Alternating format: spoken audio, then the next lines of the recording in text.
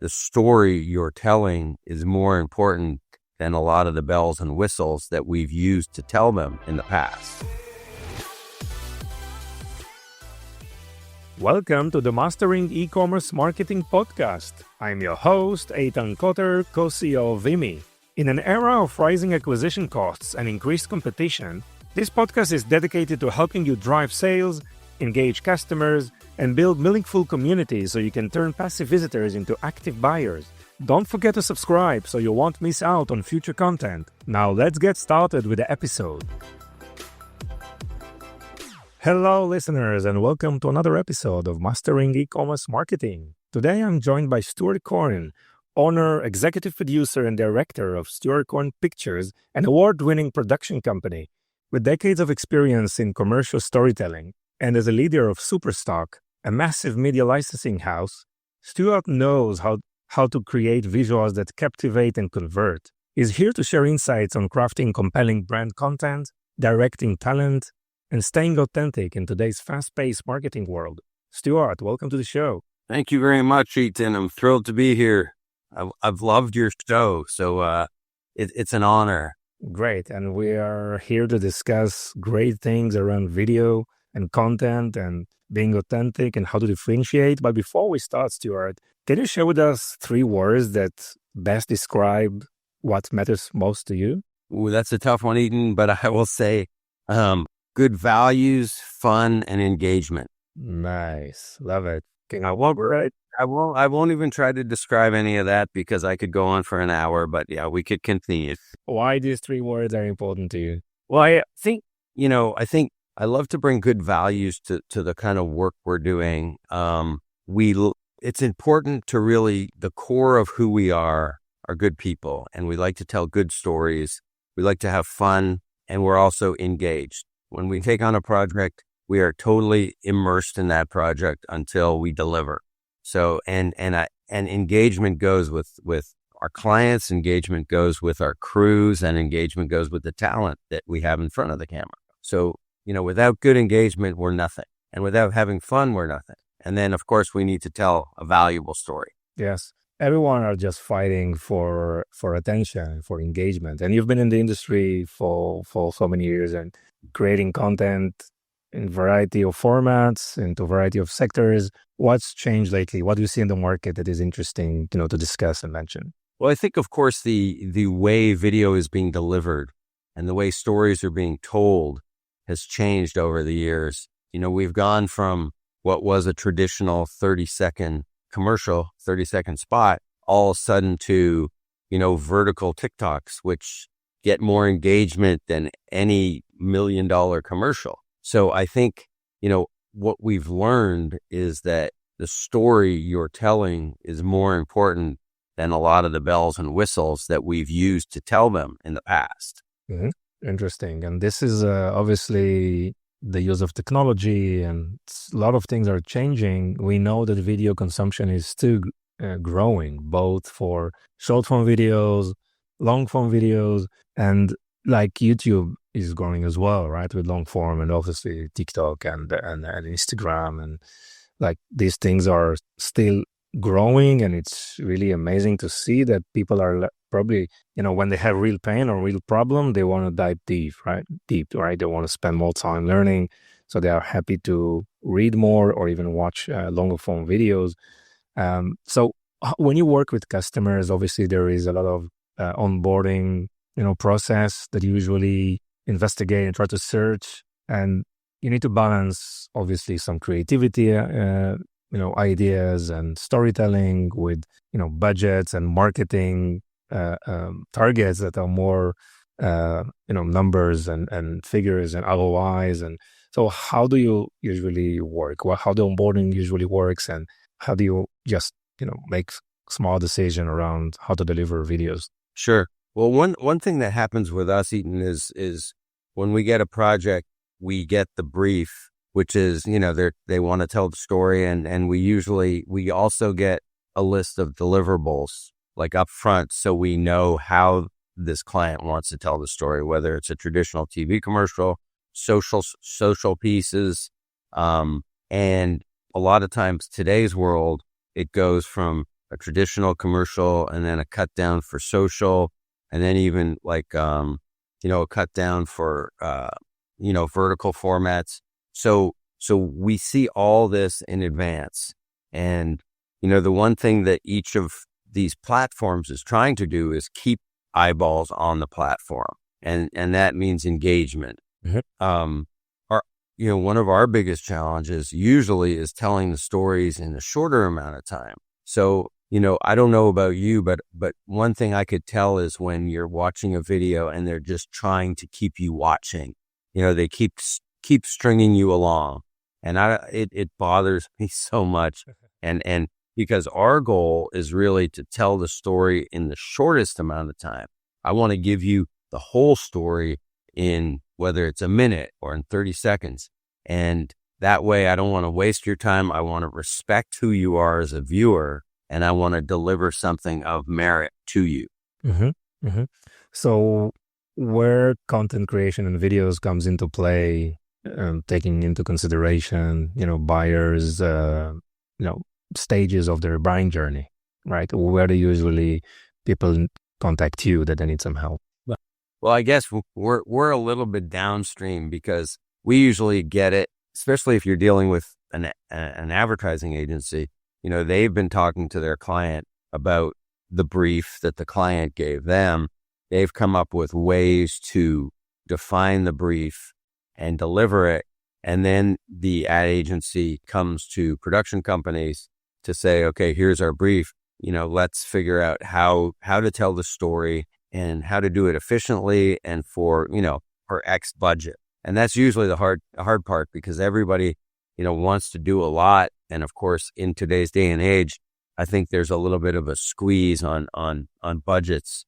So what we've learned, and taking it from social even, is how to be more efficient with dollars and how to be more efficient with filmmaking and still getting the same kind of production value out of it. Mm-hmm.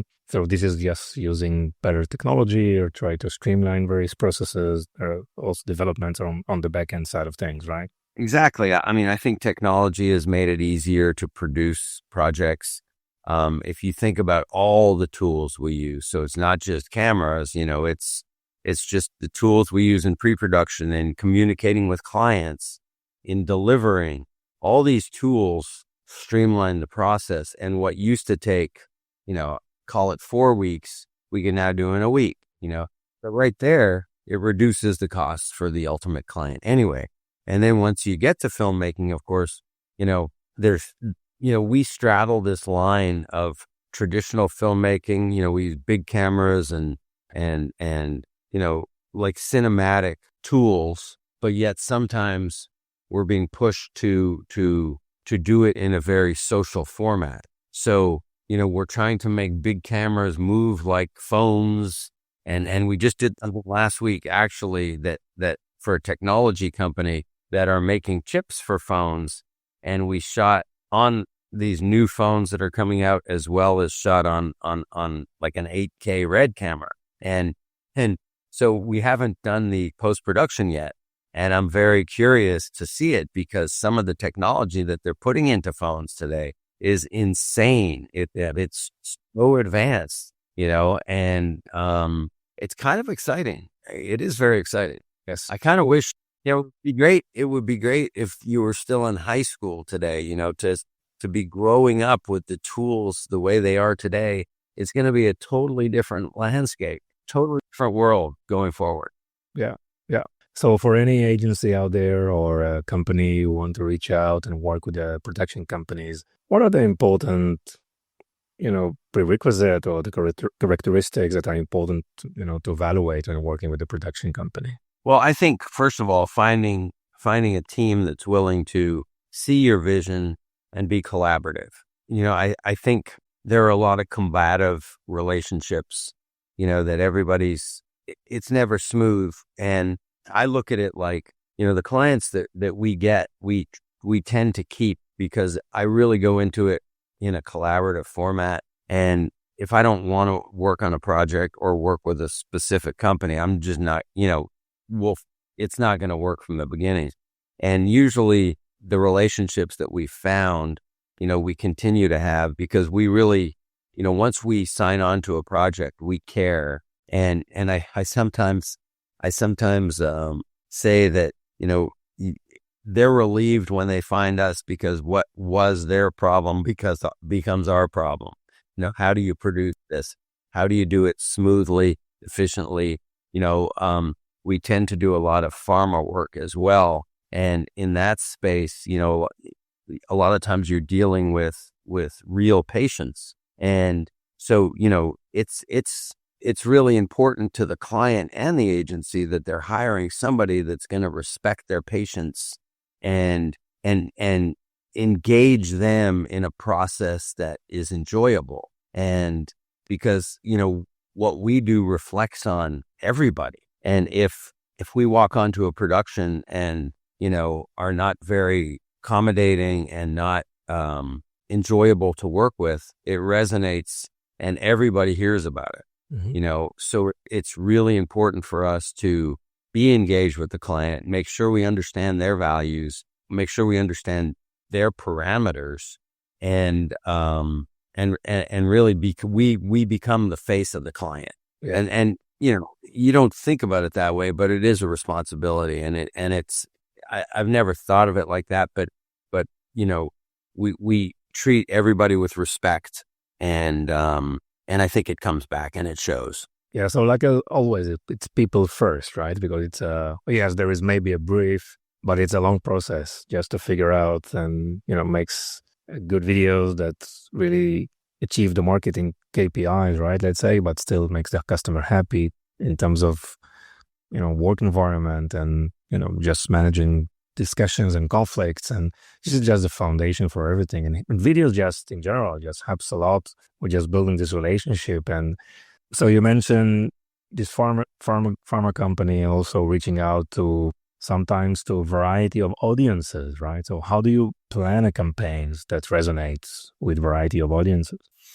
Well, I'm sorry, I missed. How do you plan usually video campaigns and marketing campaigns that resonate, with audiences? And sometimes it's like huge and big audience that has, variety of characteristics. But I mean, I think authenticity and really telling a story and getting our talent, the people on the other side of the camera, the actors or real people.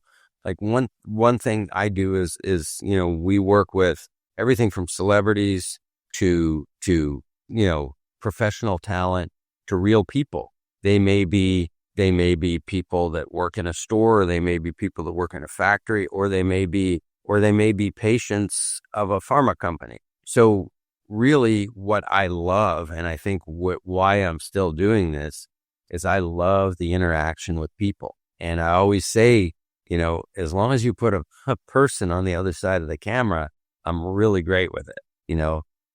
If you put a bowl of ice cream that you want to shoot, that's not my thing. But if there's a person that I could communicate with, when I tend to be able to get a good performance out of anybody, just because I really love people. I love engaging with them and talking to them. And I think that and disarm, it's kind of just like make it real. And that's what makes it fun.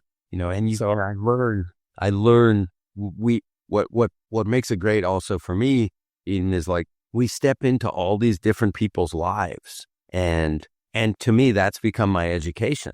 That's how I learn, because one week we might be, in a steel mill in Indonesia, and the next week we might be with a celebrity on a set in Hollywood. So it's a complete education of what's going on in the world, and it's fascinating, and it's so much fun. yes. So you mentioned the people behind, not behind, in front of the camera, right? And you would love to work with them. Some of them are obviously professional, some of them are celebrities, but a lot of them are probably like the company owner or some of the employees, right? And what tips you can provide? What's some of the tips that you can provide to those people when they just need to put themselves in front of a camera? It's more just a growing requirement for leaders these days to create content. It's not in the job description, which I believe it will be as part of the job description. Yeah, to create content. So share with us some of your experiences and what are the tips that you can provide for those people. Well, to provide tips to people on the, in front of the camera. Yeah. It's really interesting because, so many people have trouble, say, with public speaking, but now it's even different. Now you have to be on camera. And one of the most difficult classes I ever took in school, in film school, was acting for directors. And believe it or not, it wasn't a big class. It wasn't, a long, it wasn't a whole string of classes. It was I remember one class one night when I had to get in front of the camera, and I learned compassion. I learned how, people could be so animated, and the second you turn that camera on, they freeze. And I've been that way. And I do that now, with my crew. I'll get on the other side of the camera once in a while.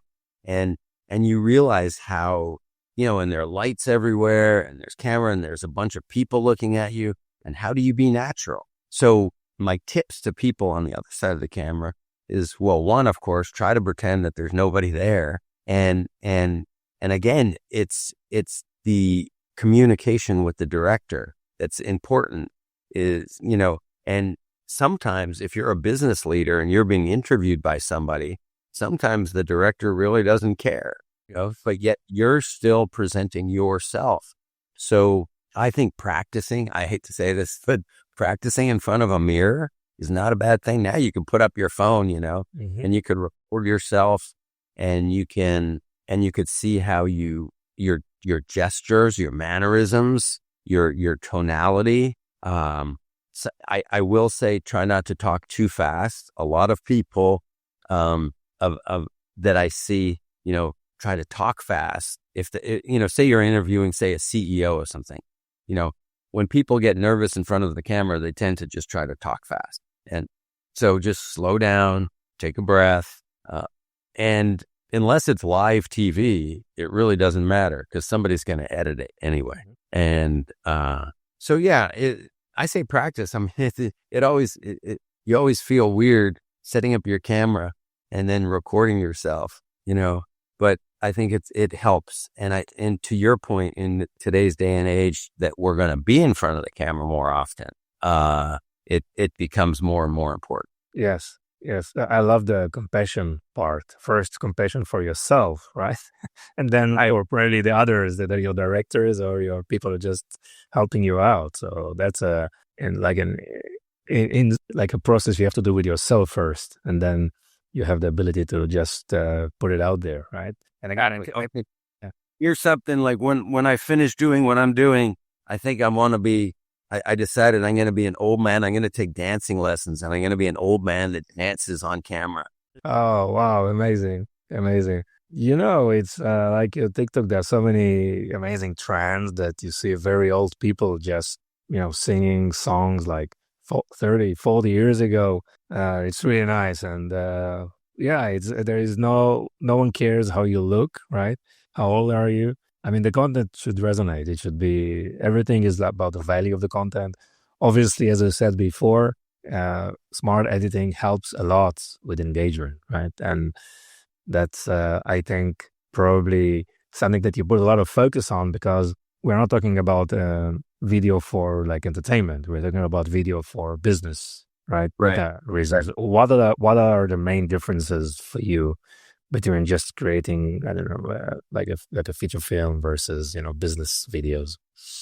That's a great question. I think the main difference is it's not entertainment for entertainment's sake, but yet what we're trying to do is entertain in the name of commerce.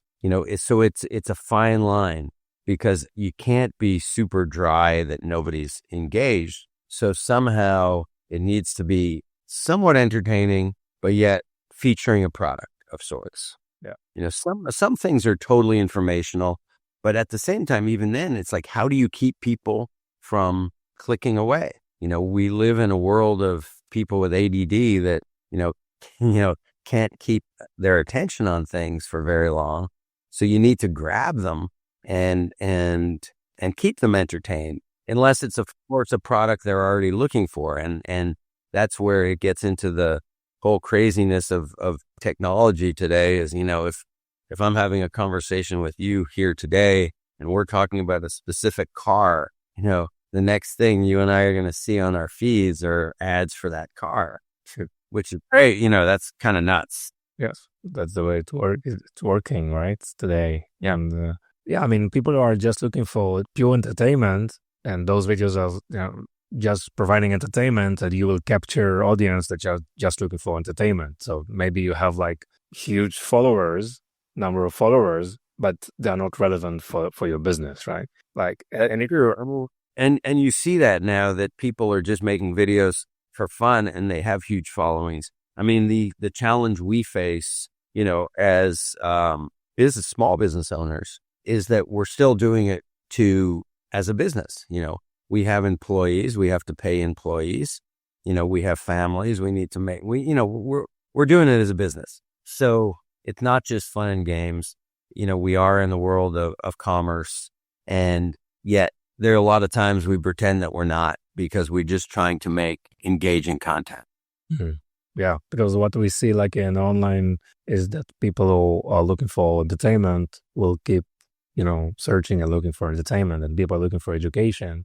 They will look for educational content. So it's just, I think for business, focus more on education. Yes, make it entertaining, but more on education. And then you will capture also audience that are relevant and might be, customers in the future. Again, building relationship first, provide value, and people then they are more open to accept a proposal from you. This is, again, my belief and how I see things are working. So Stewart, some of the, mistakes that you see companies are doing when they decide to go to, spend some money on videos. Well, I think mistakes is probably not finding the proper vendor to help work with them. Again, it's a partnership, and you realize you get to know your customers and your clients, very well.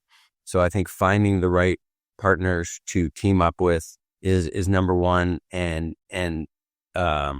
finding the right ad agency. If you're working with an ad agency that's truly going to tell your story, that are really engaged in the product. And I think that's the key, And I'm sure it's all obviously to say that no one has like, answers to everything. It's all about experimentation, right? Trying things, see what resonates. Right? You need to have this patience to break through. Yeah, that's correct. And if you think about some of the best advertising you've ever seen, it's usually from companies that have had some mistakes also. You got to be willing to fail to win. And yes, sometimes you swing for the fences and you fail. So you need to make sure that you shoot enough that you could recraft the story in a different way that might work, Of course. And Stewart, why businesses needs to take video more seriously as like a very strategic, marketing vehicle for the businesses? I mean, obviously they're doing so many things, and there are always like new channels that you can invest in marketing, but we see that video is just growing. But why do you think video is so important? How you can convince more companies, to invest in video? I think video is important because people want to connect with a company at a certain level. And video is the best medium to really tell the story of who you are and to get people engaged with you. And to find a long-term customer for a company, you need people that believe in your brand. And once they stop believing in your brand, they're gone. So the best way to tell the story is through video.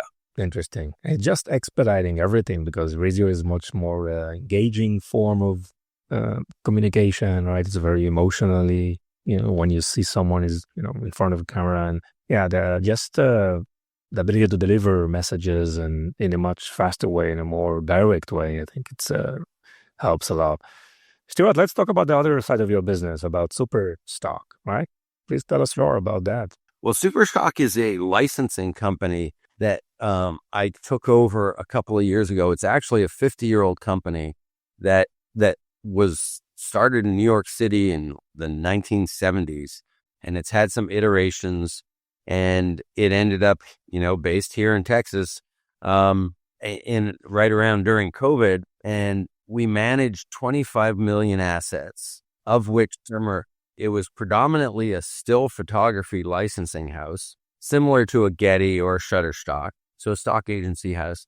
And then we of course started licensing video as well. And what we do there is we really work with companies again to become their existing content partner. So if a company is putting together a video and say they need a skyline in New York City, or something that they're not able to shoot, we're there to help facilitate that for them. We have content from all over the world. We have contributors from all over the world. We also own and manage some vintage collections. We recently acquired a collection that spans back to the 1920s for business, that is just this classic advertising imagery from the 30s, the 40s, the 50s, and people love it. The whole throwback to what was is still a big deal. And I have a whole separate team running that company. And these are a lot of them have been in the licensing world for years, and they help customers look for the content they're needing. So we could do free research for the company. We could present them with options. And again, we hope to become long-term partners with them. And we offer, everything from one-time use to subscriptions. So however somebody wants to work. Yes. Wow, it's amazing. It's like a different, it's still a B2B type of business, right? But it's more of a longer tail, reach out, share it to customers. Yeah. It is a B2B business. There's some B2C in there, in that people buy pictures for their walls, to display on their walls, because we have a lot of great work that you'd want on your walls. But everybody at one time, there are a lot of companies that just license imagery because it's cheaper than going out and shooting it. And we've demonstrated time and time again that you could even create videos without ever hiring a production company. There's enough content out there, if you could find it, that you could craft stories. Great, Stewart. So how people can find you and, the various businesses that you manage? Well, absolutely. Well, obviously, you could always find me, just Stewart Cohen, on LinkedIn, or Instagram is SC Pictures. Our websites for production, stewartcohen.com or SC Pictures. And of course, Superstock is just superstock.com. You could reach out to me for anything, and I could put you in touch with whomever on our team can help best facilitate whatever your needs are. We love it, and to your point about the different businesses, if you think about it, it's content, and so Superstock has existing content and we create new content, but I love visuals, and that's the core. So I love visuals. So we're acquiring these older collections and creating new collections, because it's just, we are telling the story of society and through the years, and it's all available. It's always great when you can just attach like a higher cause, right, to the day-to-day job that you do, right? So there is always, it's much more meaningful. There is a lot to, to focus on. It's not just the day-to-day things, but as you said, sharing history and just bringing some passion into it. It's always great to see. So well done. Exactly. Well done. Exactly. Thank you. Great, Stewart. It was a pleasure. Wish you all the best. Eden, thank you so much for having me. It was great to talk to you. I mean, you're a wealth of information yourself, and I am a forever fan of your show. So thanks. Thank you so much, Stewart. And we will add all the different websites and your information in the episode show notes, of course, for our listeners to check out. Really highly encourage you to check various Stewart businesses, both on the production company and, of course, on the Superstock. And all the best. Great year. Thank you, Stewart. Thank you so much. Appreciate it. Thank you for listening to the end of this episode. If you found this episode valuable, please subscribe so you won't miss any of our future content. And if you could share this with just one person, it would make all the difference. Are you looking to accelerate your sales with the power of shoppable video? Explore Vimeo, the video commerce platform that includes live shopping, shoppable video, and social commerce capabilities. Visit Vimeo at www.vimeo.net, that's VIMMI.net, where you can start with a free for life package. We appreciate your support and look forward to bringing you more valuable insights in our next episode.